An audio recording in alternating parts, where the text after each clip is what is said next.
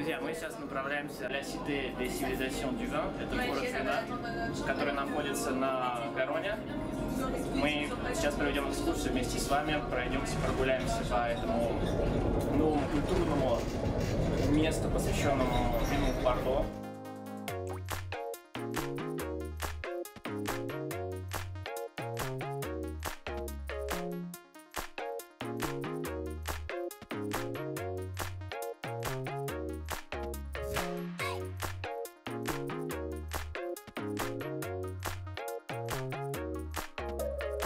Город вина открылся летом 2016 года. За год работы музея здесь побывало 425 тысяч человек из более чем 100 различных стран мира. 26% посетителей – это иностранцы.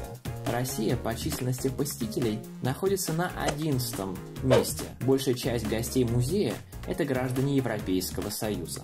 Ну и, конечно, больше всего город вина посещают сами французы. Ведь для Франции вино – это неотъемлемая часть культурного наследия страны.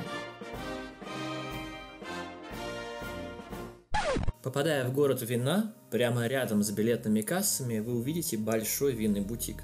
Здесь хранится 13 тысяч бутылок. Это 800 различных позиций из 76 винодельческих стран мира.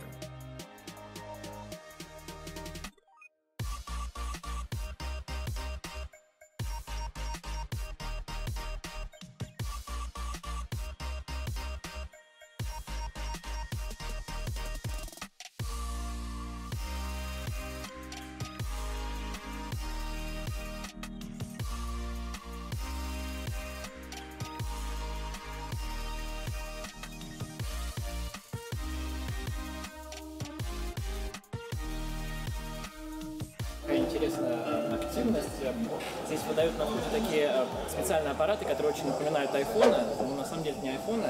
Здесь все интерактивно, можно подойти к любому, так скажем, экспонату, да, и можно его просканировать. Вот сейчас попробуем это сделать. Я первый раз делаю, не знаю, как это пока работает. Сейчас вместе проверим. Теперь подходим сюда. Здесь даже ничего не нужно касаться. Оно уже чувствуется издалека, что я собираюсь делать.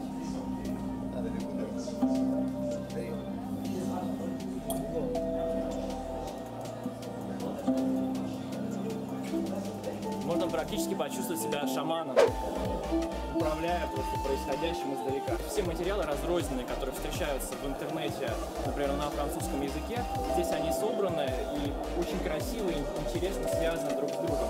Потому что с этим интересно взаимодействовать, я думаю, как взрослым, так и детям.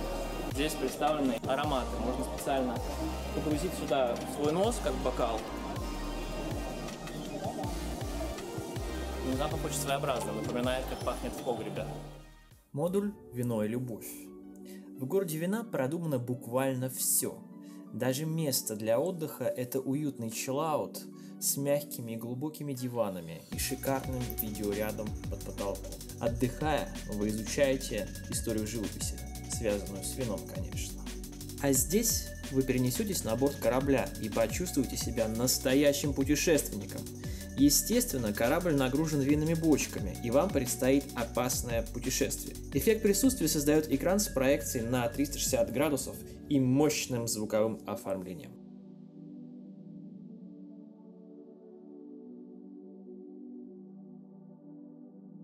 Этот модуль получил название «Стол теруаров». Интерактивные изображения виноградников оживают от движения ваших рук. Появляются карты и новые территории. 50 виноделов из 10 винодельческих регионов мира рассказывают про свои земли и свой труд в создании вина.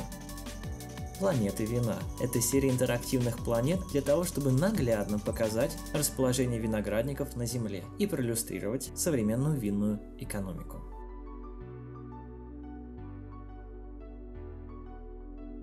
Мы находимся в очень интересной такой деревянной комнате. Основная идея в том, что ты можешь до всего дотрагиваться. То есть мы все знаем, когда ты приходишь в музей какой-нибудь или в галерею, только ты дотронулся, и тебе сразу говорят, экспонаты не трогать руками. Здесь наоборот. Идея в том, что мы можем дотрагиваться абсолютно до любого объекта. Пойдем в ту комнату. Можно прикоснуться к истории и попробовать вот такой интересный кувшин.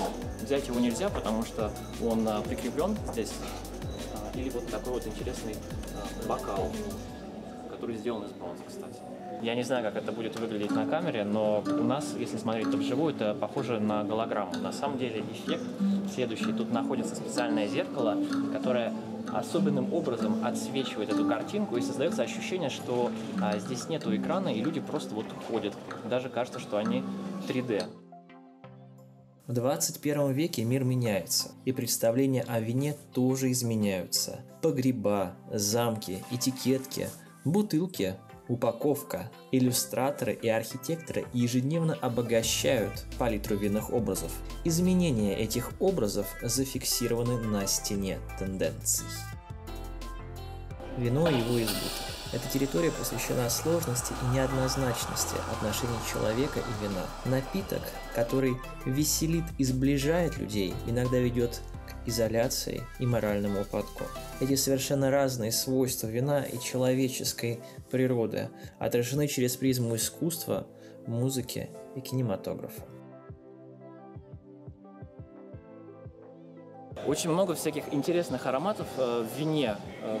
Говорят, там, вино пахнет кожей, да, никто, ну или не все сразу понимают, да, какая кожа, начинают руки свои нюхать, и непонятно. Вот, допустим, здесь это наглядная иллюстрация, что такое аромат кожи в вине.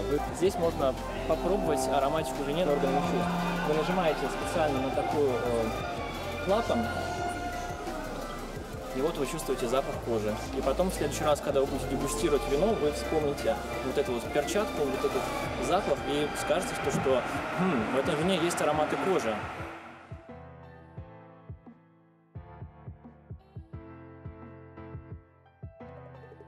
За столом с великими.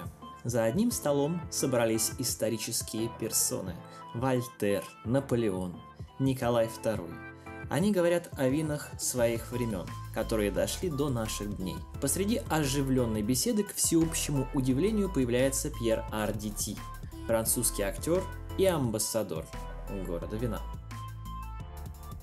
Тема этого модуля, вы можете пообщаться с экспертами. Давайте попробуем сесть. Опять же, здесь мы должны использовать специальный модуль для того, чтобы просканировать. Например, тема покупка вина.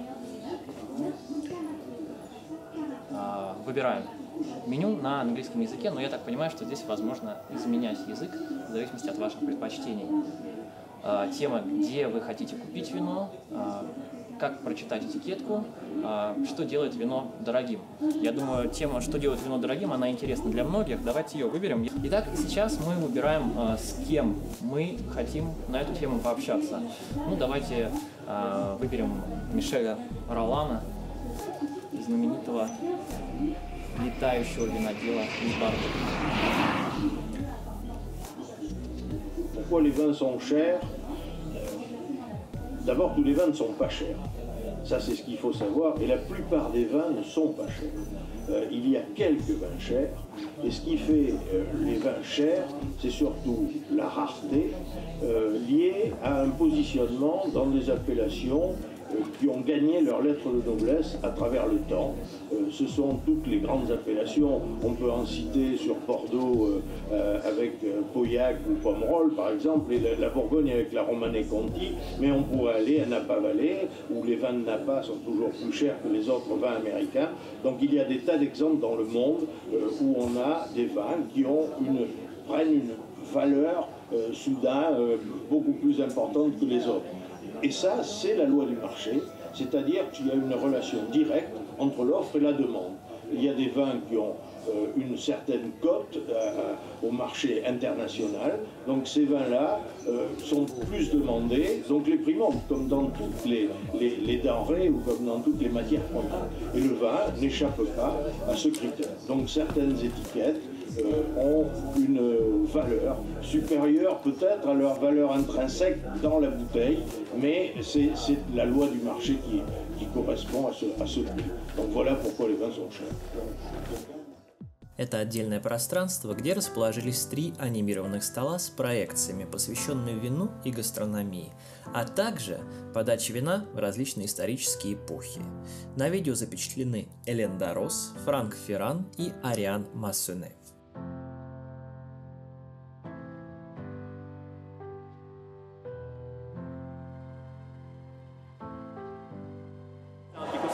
Где вы можете выбрать вино по своему билету. Все винодельческие дома, которые здесь представлены, они все находятся в партнерстве с городом вина. Каждый раз вы можете пробовать здесь что-то новое, что-то интересное, что-то уникальное. Посмотрим, что здесь есть.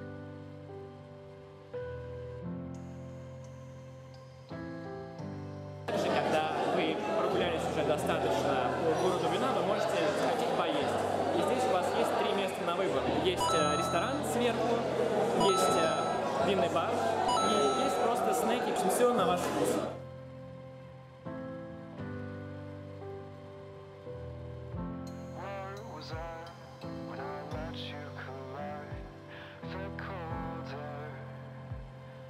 Inside your